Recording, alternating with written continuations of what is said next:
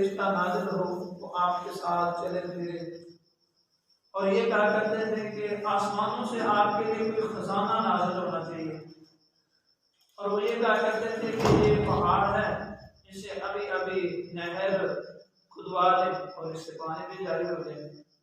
یعنی جس طرح کی وہ بے ڈھنگی باتیں کرتے تھے، بے ڈھنگے اعتراضات کرتے تھے، بے ڈھنگی پیشکشیں کرتے تھے، پہلی پیشکش انہوں نے یہ کی کہ اللہ تعالیٰ ہم سے بات کریں، اللہ تعالیٰ ہم سے گفتگو کریں۔ دوسرا ان کا مطالبہ یہ تھا کہ ایسی نشانی ہونی چاہیے کہ جس کا ہم مطالبہ کرتے ہیں، جو ہماری خواہش کے مطابق ہو، یعنی آسمانوں سے خزانے نازل ہوں، یا کوئی ایسا فرشتہ نازل ہو جو آپ کے ساتھ چلے پھرے، یا یہ نہر کھود دیں ہمیں اس پہاڑ سے۔ تو اللہ تعالیٰ نے ان کے قول کو ذکر کرنے کے بعد ان کی تردید فرمائی ہے۔ پہلے اپنے محبوب پیغمبر کو تسلی دی ہے کہ اے میرے محبوب، آپ کو گھبرانے کی، پریشان ہونے کی ضرورت نہیں ہے، ان سے پہلے بھی لوگ گزرے ہیں کہ جو اسی طرح کے مطالبے اپنے نبیوں سے کیا کرتے تھے۔ جیسا کہ موسیٰ علیہ السلام سے یہ مطالبہ کیا گیا کہ اے موسیٰ، اللہ کو دیکھیں گے تو ایمان لائیں گے، نَرَى اللَّهَ جَهْرَةً، ہم اللہ کو ظاہراً دیکھیں گے پھر ہم ایمان لے کے آئیں گے۔ تو آپ کو گھبرانے کی، پریشان ہونے کی ضرورت نہیں ہے، ان جیسے لوگ پہلے بھی گزرے ہیں، وہ بھی اس طرح کے جیسے مطالبے کیا کرتے تھے۔ اسی طرح حضرت عیسیٰ علیہ السلام سے طرح طرح کے مطالبات کیے گئے۔ كَذَلِكَ قَالَ الَّذِينَ مِثْلَ قَوْلِهِمْ تَشَابَهَتْ قُلُوبُهُمْ، ارشاد فرمائیں کہ یہ جو جہلاء ہیں، جو ان پڑھ لوگ ہیں، جو ماننے والے نہیں ہیں، جو ضدی ہیں، حاسدین ہیں، ان کے دل برابر ہوتے ہیں، ایک جیسے ان کے دل ہوتے ہیں۔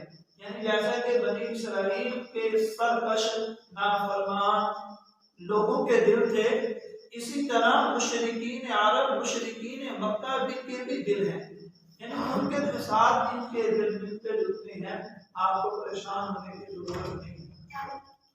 اب اللہ تعالیٰ کے اس قول کی تردید کرتے ہوئے ارشاد فرماتے ہیں کہ اگر بالفرض اللہ تعالیٰ انسانوں سے بات کریں بھی صحیح، تو کسی انسان کے اندر یہ استطاعت نہیں ہے کہ وہ اللہ تعالیٰ سے بات کر سکے۔ اللہ تعالیٰ نے چند ایک لوگوں کو انبیاء علیہ السلام میں سے چند ایک کو مخصوص فرمایا کہ جو اللہ تعالیٰ سے ہم کلام ہوئے۔ ہر انسان کے لیے یہ استطاعت نہیں ہے، یہ ہمت نہیں ہے کہ یہ اللہ تعالیٰ سے یہ بات کریں۔ اس دنیا کے اندر، دنیاوی زندگی کے اندر کوئی اللہ تعالیٰ سے بات کرنے کی ہمت، طاقت، استطاعت نہیں رکھتا۔ ان کے مطالبے کو پورا کر دیا جائے کہ اللہ تعالیٰ ہر ایک سے بات کرے۔ دوسری بات یہ ہے کہ اگر اللہ تعالیٰ بالفرض بات کرے بھی صحیح، تو پھر ایمان کس بات کا؟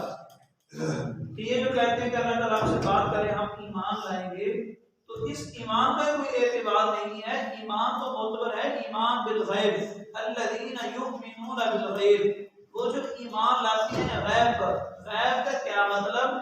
کہ جو نبی نے آ کر خبر دی ہے، بتائی ہے، اسے سچا جانا، کہ نبی نے آ کر اللہ کی پہچان کرائی، اللہ وحدہ لا شریک ہے، اس پر ایمان لانا۔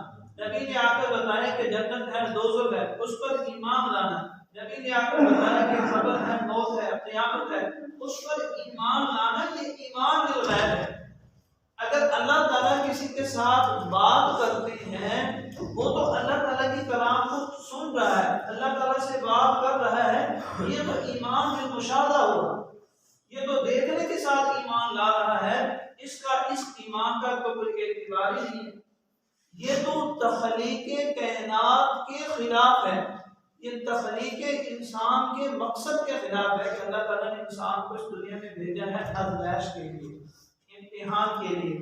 انسان کا امتحان یہی ہے کہ یہ رسول کی کہی ہوئی بات پر ایمان لاتا ہے یا نہیں، یعنی اس نے جو ایمان بالغیب بتایا ہے اس پر ایمان لاتا ہے یا نہیں۔